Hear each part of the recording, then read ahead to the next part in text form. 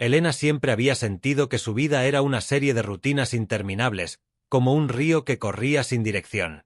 Se levantaba a la misma hora, tomaba el mismo café, trabajaba en la oficina donde nadie notaba su esfuerzo, y regresaba a su apartamento silencioso, donde la única compañía eran las paredes y su reflejo en el espejo.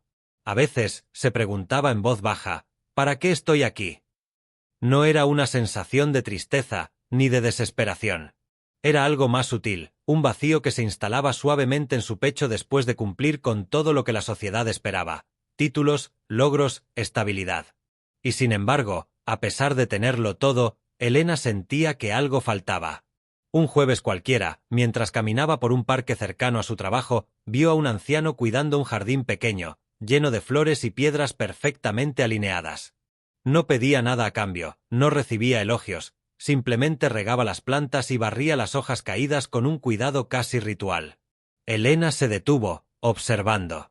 Había algo en esa escena que le removió algo profundo. «Buenas tardes», dijo tímidamente. El hombre levantó la mirada y le sonrió con suavidad. «Buenas. ¿Te gustan las flores?», preguntó, sin dejar de acomodar una piedra. «Sí, mucho, pero nunca había visto a alguien dedicarle tanto tiempo a algo que no le da beneficio alguno», respondió Elena. «Ah», dijo él. «No es cuestión de beneficio. Es cuestión de propósito. Mientras cuido este pequeño jardín, siento que contribuyo a algo más grande que yo. Eso me mantiene vivo». Esas palabras se quedaron grabadas en la mente de Elena. Esa noche, antes de dormir, reflexionó sobre su vida. Su trabajo, su rutina, sus relaciones. Todo estaba centrado en recibir, en cumplir expectativas ajenas, en sobrevivir. Nunca había pensado en dar sin recibir, en servir sin esperar reconocimiento. Al día siguiente, decidió hacer algo diferente. Caminó hasta una pequeña biblioteca comunitaria y se ofreció como voluntaria, solo unas horas a la semana, para ayudar a organizar libros y enseñar a niños a leer.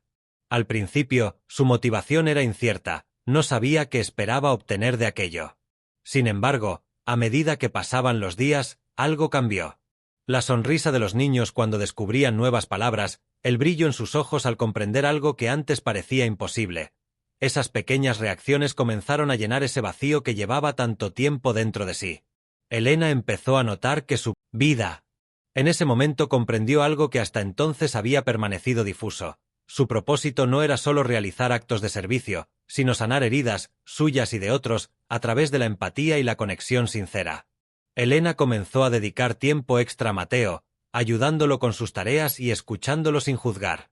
A través de pequeñas conversaciones, juegos y lectura compartida, vio cómo el niño empezaba a confiar y sonreír de nuevo. Sin embargo, su crecimiento no era fácil. Surgían momentos de frustración, de agotamiento, y a veces dudaba de su propia capacidad para marcar una diferencia. Un viernes, mientras regresaba a su apartamento, recibió un mensaje inesperado. Su hermano, Alejandro, había aceptado reunirse con ella después de años de silencio. Elena sintió una mezcla de emoción y miedo. Había pasado tanto tiempo evitando este encuentro, que la idea de enfrentarlo ahora la llenaba de ansiedad. Recordó las palabras del anciano del jardín: el propósito aparece en lo pequeño, en lo que decides enfrentar. Al día siguiente, se encontró con Alejandro en un café sencillo del centro. Las primeras palabras fueron torpes, llenas de silencios incómodos, pero lentamente la conversación comenzó a fluir. Compartieron recuerdos, rieron de anécdotas antiguas y por primera vez expresaron sus heridas sin acusaciones.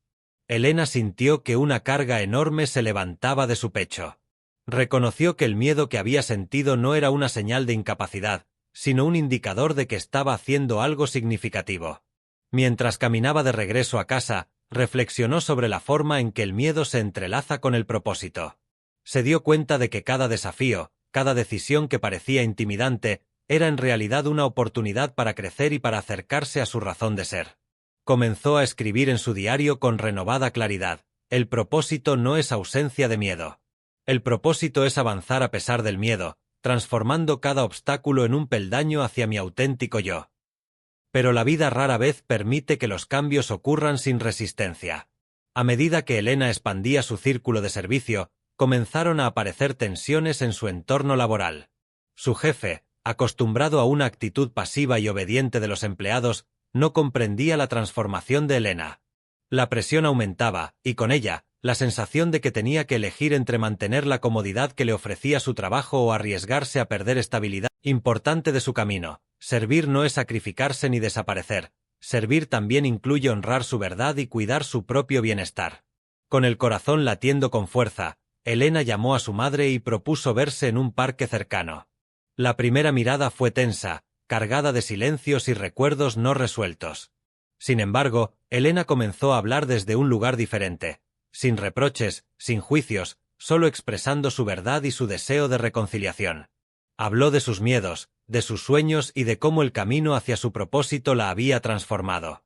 Su madre, al principio desconcertada, lentamente bajó las defensas.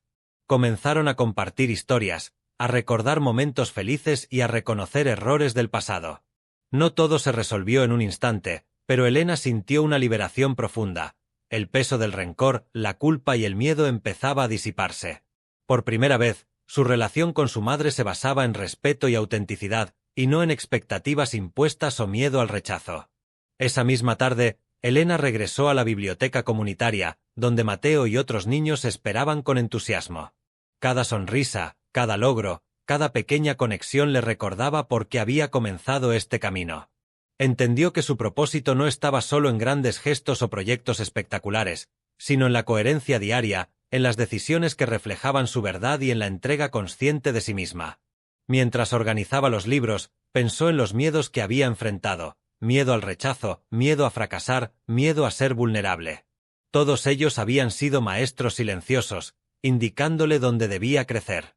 Y ahora comprendía algo esencial: el propósito verdadero no elimina el miedo, pero lo transforma en guía.